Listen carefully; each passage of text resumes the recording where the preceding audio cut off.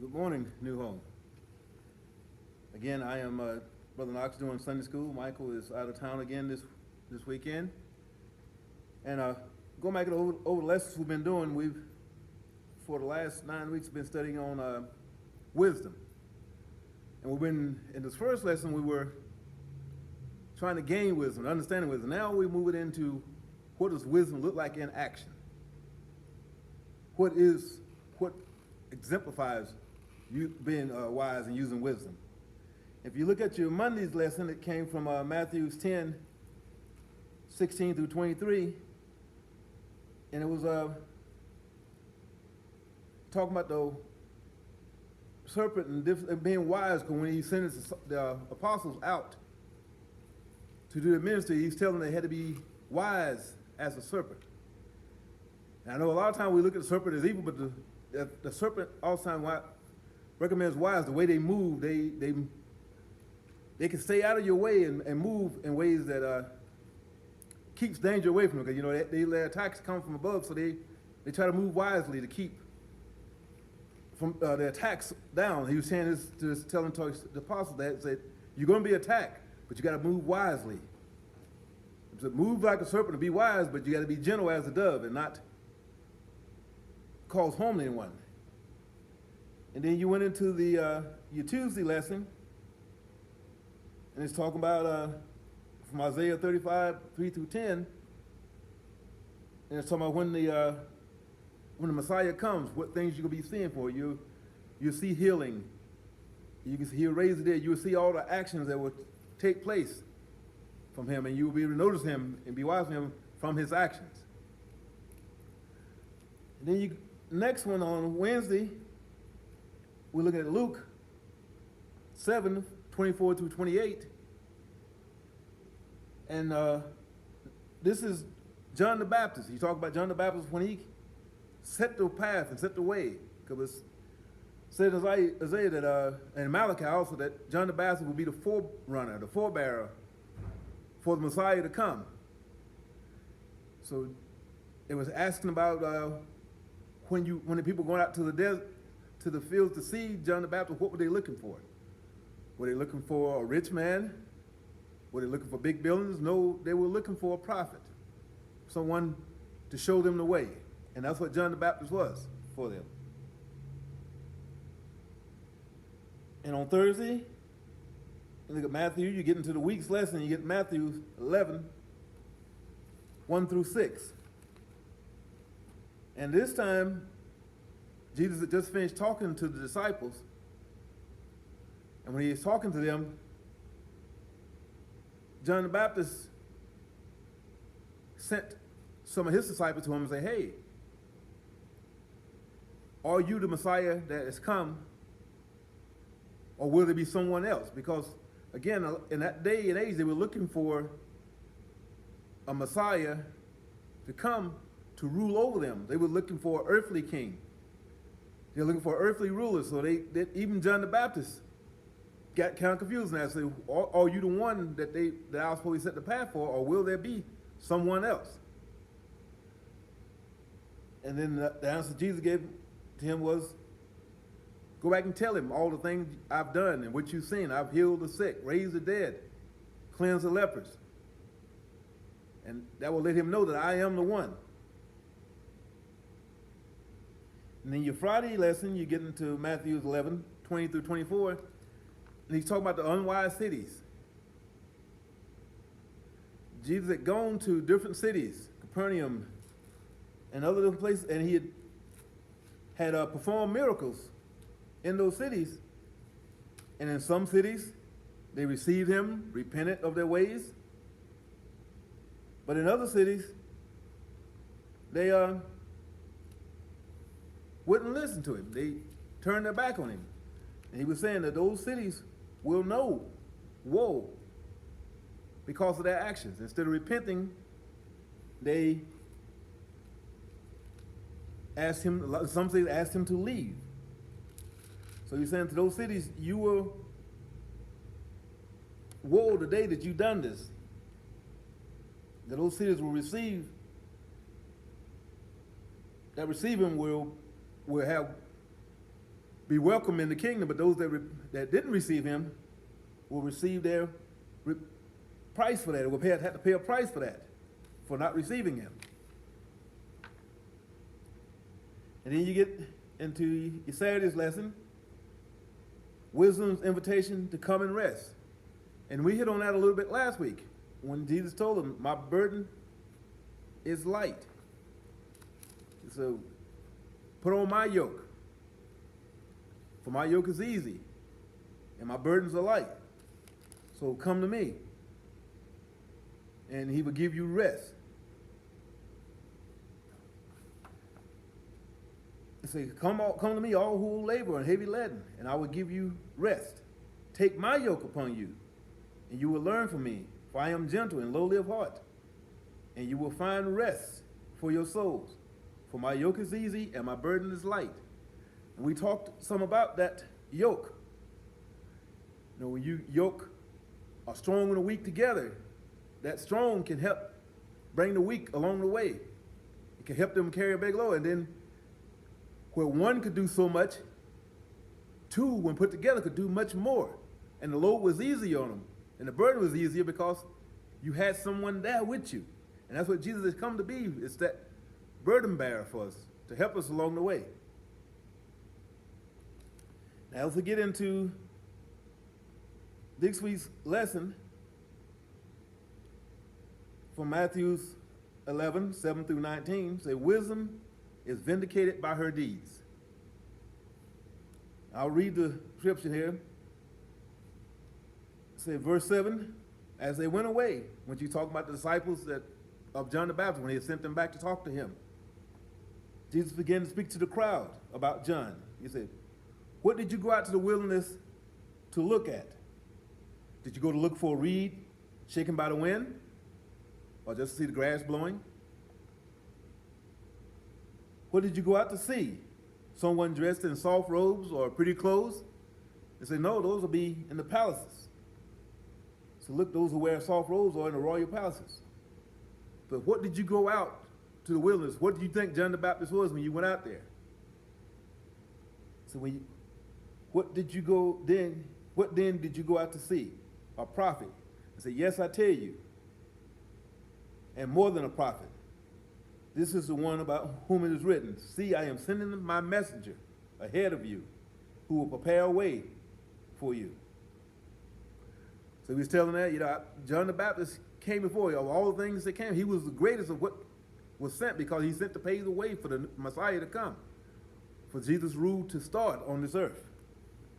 And say, truly I tell you, in verse 11, among those born of women, and again, you would put the note there on those born of women, because Jesus, even though he was born of a woman, his father was not earthly. So those born of women, no one has arisen greater than John the Baptist. And he goes on to say, but as great as John the Baptist was, yet the least in the kingdom of heaven is greater than he. For in the days of John the Baptist until now, the kingdom of heaven suffered violence. I mean, they were trying to overthrow the kingdom of heaven. What God has set in place, they were fighting against it. And violence will take it by force. For all the prophets and the law prophesied until John came, and if you are willing to accept it, he is the Elijah who is to come. Let anyone with ears listen. Because he's saying all there have been prophets and judges sent before to try to get the people straight on their ways, but they wouldn't listen. The violence, they killed several of them. They had them on the run. They beheaded several. So they fought against the laws and what God would try to set forth this whole time. So they say John the Baptist was greater. He came to set the way. And if you were willing to say it, he was Elijah. Because it said, I think in Malachi, it said the prophet would come. He was Elijah would come to set the way for the prophet. And John the Baptist was that Elijah. And in verse 16 it says, but who will compare this generation? It is like children sitting in the marketplace and calling one to another. We played a flute for you, but you did not dance. We wailed, and you did not mourn. So it said, even though the prophet came and showed them what they did, the people did not respond to what they had taught them and what they were trying to say to them and the word of God they brought to them. They wouldn't respond to it. They wouldn't follow that way. They always turned and went a different way from what the prophet was trying to tell them. They spurned wisdom. And in verse 18 it says, for John came neither eating or drinking, and they said that he was a demon. And said the Son of Man came eating and drinking, and they said to him, look, he is a glutton and a drunkard, a friend of the tax collector and the sinners. Yet wisdom is vindicated by her deeds. They were saying no matter what you say about them, look at their actions. So we're getting into now, what is wisdom in action? And if you think back about some wise people you've known in your lifetime, and what made you think of them as being wise? I go back to a high school counselor I had. When you're young, you think you know everything. So she talked about it and say, what are you planning to do?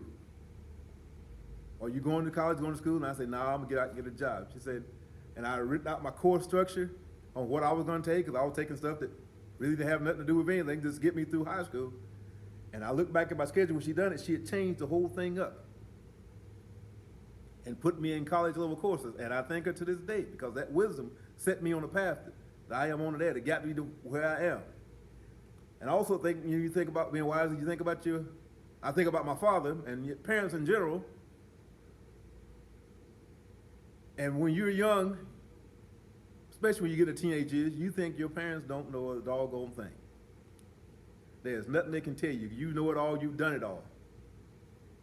But when you hit a little later on, you realize the wisdom they poured in you. A lot of that stuff, the wisdom they poured into you, even though you didn't listen at the time, it kind of stayed with you and stuck into you and held you.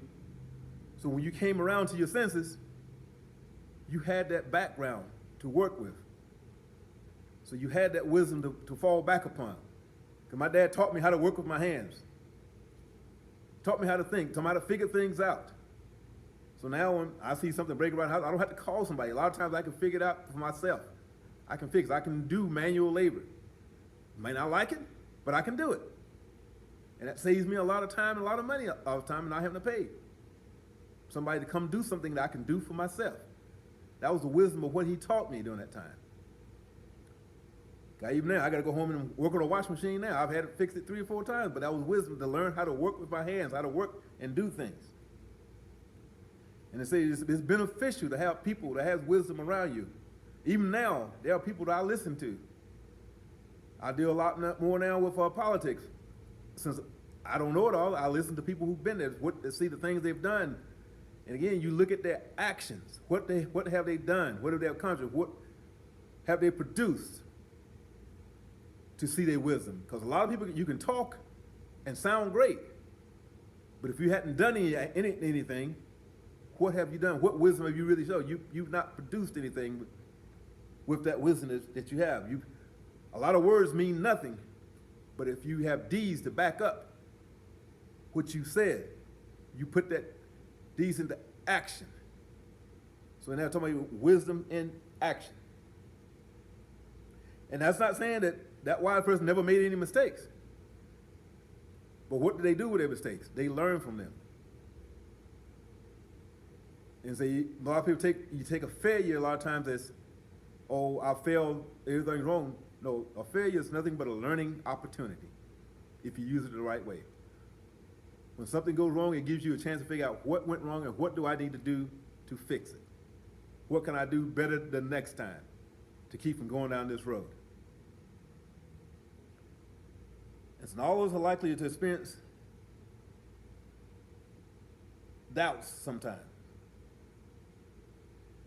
And as we get back in this lesson, when John the Baptist sent his disciples to Jesus when he started on his ministry.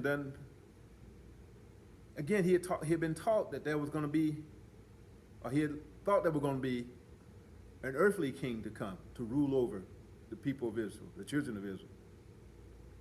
And that was going to be something here they could set up. He was going to rule. He would strike down all their enemies. Everything would be fine. There would not be any problem. But again, they misunderstood what the plan God had into place.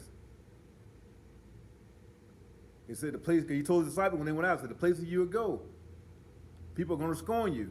They're going to take you in front of the kings and the magistrates. But then that just gives you a chance to proclaim my word, even to the Gentiles.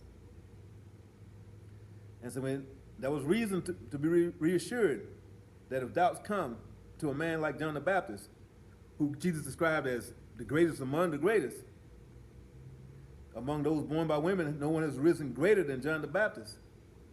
That if he can have doubts, surely we're going to have doubts. In the verses that precede our lesson, John, like I said, John had sent his disciples to inquire of Jesus if he really was the Messiah. At that time, John was in prison. He couldn't come himself. He couldn't come ask these questions himself because he was in prison because of preaching the word and of preaching the truth. And that made him unpopular with the powers. So he couldn't come, but he sent his disciples. Okay, we heard there's going to be a king, and we're not seeing you do what we perceive in our minds needs to be done. So are you the one, or should I be looking for someone else? And Jesus sent them back and say, just look at what I've done. Go back and tell them what I've done.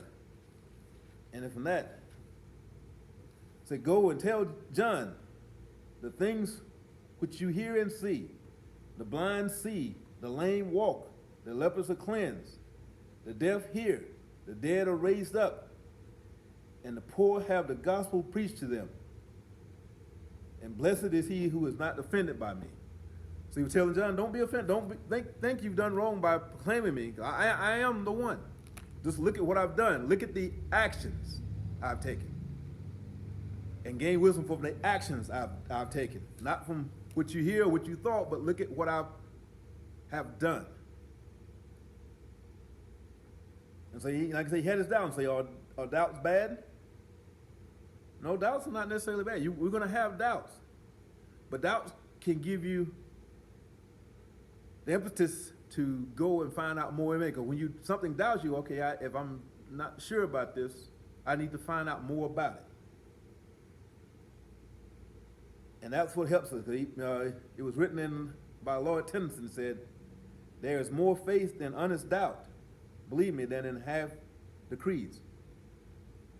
He's saying you can say a lot of things, but if you in doubt, if you really doubt something, it means you are thinking about it. You're wondering if this is right, and in that doubt, you try to find out what is going on. You're then looking deeper. So when we doubt, we should be going back to the Word. What does the Word say about that? What do we need to do? So when you're saying you have doubts, when you honestly assess your doubts and confront them, sometimes it actually leads us to faith, because those doubts leads us to ask questions that we have somewhere deep in our heart.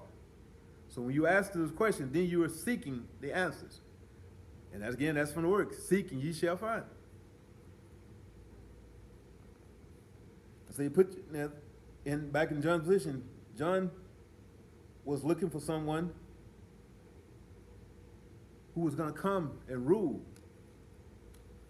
He was looking for an earthly king. He had it kind of misconstrued on what was going to happen. And he's one that had it passed by what he was looking for. Was this really what he was looking for? But when those questions arose in John's heart, he did something more of us would be wise to do. He sought answers. He went to the source. He sent his disciples to ask, are you the one? And Jesus, like I said, go back and tell him of my actions. Show him what I have done Tell him what I've done, what you've seen, people being healed, the poor hearing the gospel, learning the word, blind can see, deaf can hear.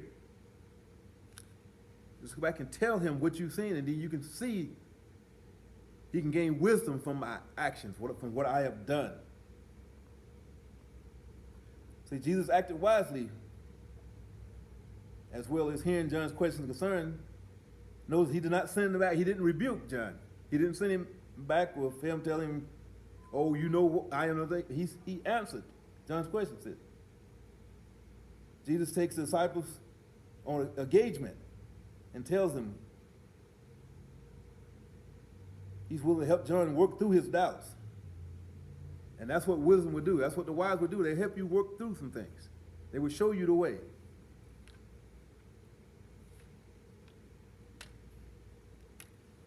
And say John's doubts may have had roots in his own doubts about his relationship to God, to Jesus.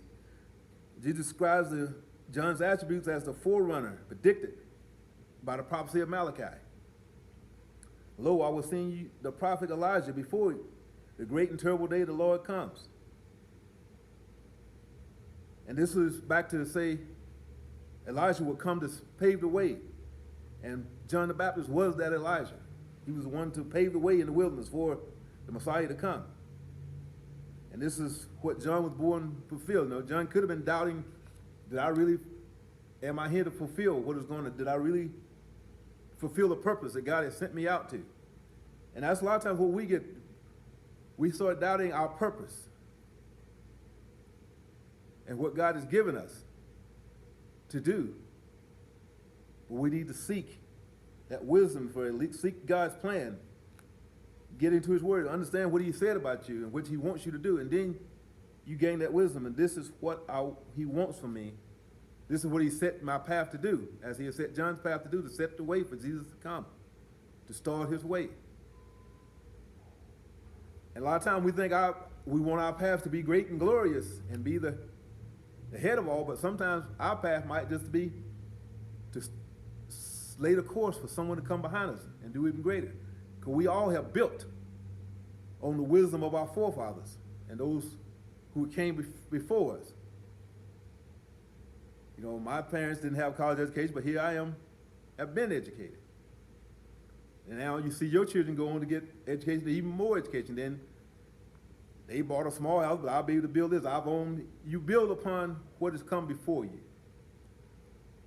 So John had set the way, and Jesus was saying, look, now that you've set that way, see, I am building on what you came, or what you've done before me. So I am the one that came to fulfill.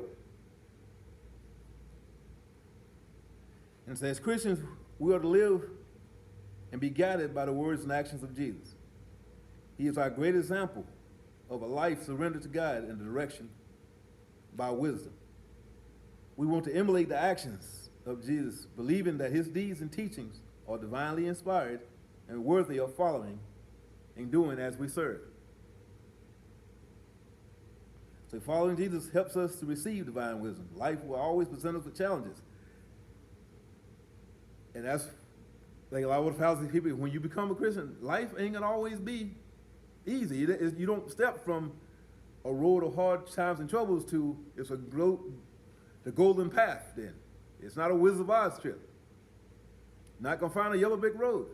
There's still gonna be stumbling blocks, troubles, trials. But if you're doing what you did divinely set in order for you, the path will be made for you. Just stay in the word, and you will get that, what has been set forth for you. The biggest challenge for us to put wisdom in action is that culture does not always understand God's wisdom. It may even be foolish compared to the wisdom of the world. You know, a lot of times you see people do something and you say, I would have never done that way. I've seen people be in high positions, making tons of money, doing what the world would say could be great things, and just totally step out of it and say, no, this is not the path for me. They'll quit their jobs, go live among the poor to help them, to help build schools, roads, stuff, They had what the world would say, they had it all. They had power, they had fame, they had acknowledgments. They had people looking up to them, but that wasn't the godly, inspired path for them. So they step out of that, and when we look at it, we say, oh, that's foolishness, or the world would say that's foolishness. But what they achieved in helping someone else was far greater than what they achieved working for the money. All the money in the world didn't do anything for them. It's what following God's path for them that where they really felt that they achieved something. So as Christians seeking to do God's will, sometimes we got to do what's odd, what's strange, what might be offbeat to the world. But we got to be wise enough to put God's wisdom into action. What God has set forth for you, that's the path you need to take. So let's think back and, have you seen people do things that you thought was utterly unwise for them? That didn't make any sense to you. But were they following their godly wisdom, what God has inspired in them for them to do? And by doing that, they really set on a path that God has set them on and have reached far greater. They've done more for the kingdom by following that path than they did by keeping in where they were and doing the things they were doing.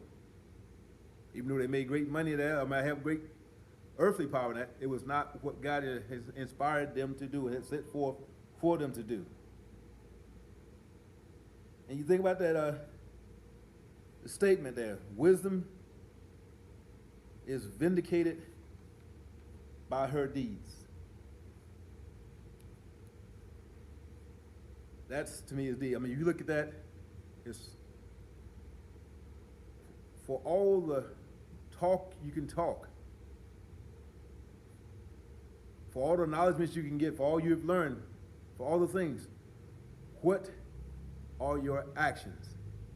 You are vindicated by your actions. If the things you are doing are lining up and falling into place with what God has taught, then your action. Then we always say you will know a tree by its fruit. That's kind of along the same lines.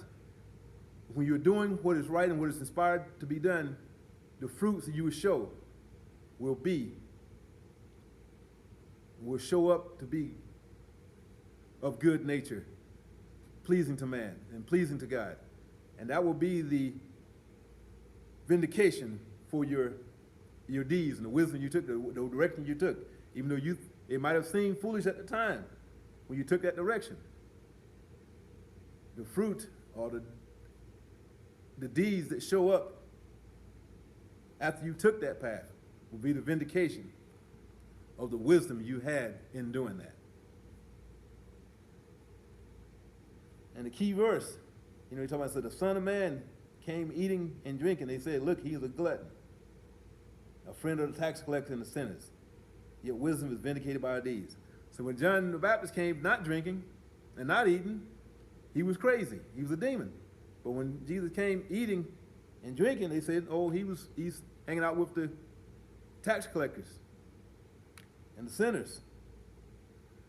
But the actions he was able to proclaim by doing that, when the woman at the well was a sinner, but by talking to her and interacting with her, he was able to reach even more. So the deeds, his actions, what he's gained by doing that, by his deeds,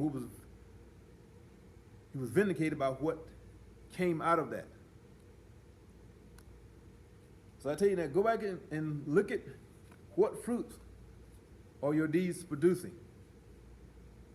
What have you produced by the way you've taken? Are you really walking in God's wisdom? Are you walking in the path that he set for you? Because if you are, there should be some fruit. There should be something in those words or in those actions you've taken that will bear, have some deeds to it that will show they were worth or vindicate the path that you've taken. I thank you all for this time and for being able to come before you and I say that God may add a blessing to the words that he's given us. Have a good Sunday.